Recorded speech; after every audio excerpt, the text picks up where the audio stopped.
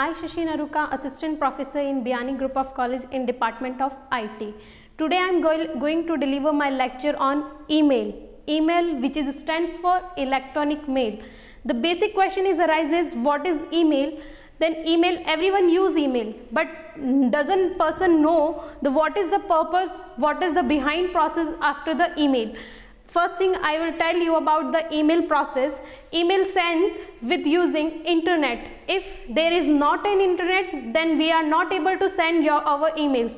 Emails are saved and used in POP server, which is a post office protocol server, which is used to save all the messages are outgoing and incoming messages on the server, a particular server.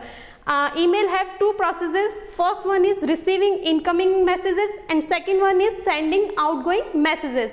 First process is incoming messages. Messages are come on our server and save on a particular POP server. Sometimes we are logging our account and sometimes we are not logging in our account. In case if we are not logging our account, then our messages are saved in POP server, which is stand for Post Office Protocol. It is a POP server. Latest version is used for POP is POP 3. Then second process is sending outgoing messages. Sending outgoing messages is the process in which SMT protocol is used. SMT stands for Simple Mail Transfer Protocol.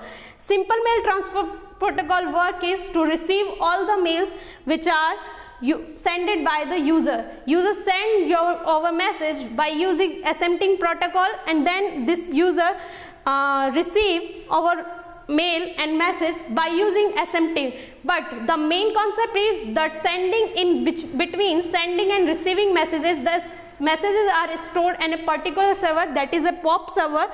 This is the process which used in the sending email. Here we use user and file system in which our messages save.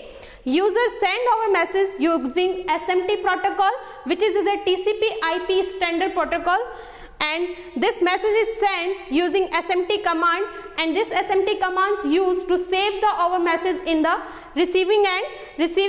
SMT receive the message by using POP server. The server mail are already saved on POP server used by receiver, and SMT use these messages and save on the file system.